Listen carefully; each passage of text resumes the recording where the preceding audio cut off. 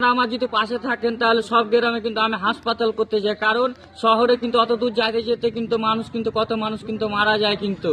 তাই তোমাদের মতামতটা কি কমেন্টে জানিয়ে যাও যে আমার পাশে তোমরা থাকবে কি থাকবে না, কমেন্টে তোমরা জানিয়ে যাও।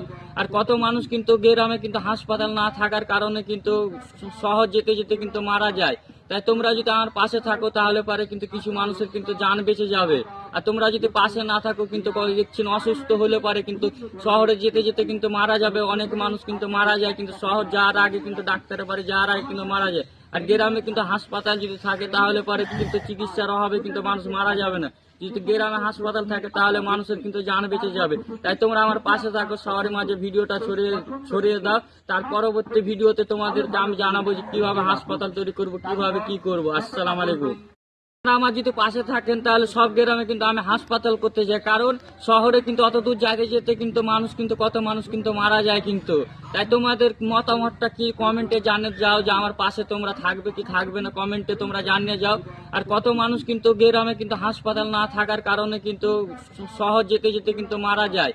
তাই তোমরা যদি আমার পাশে থাকো তাহলে পারে কিন্তু কিছু মানুষের কিন্তু জান বেঁচে যাবে।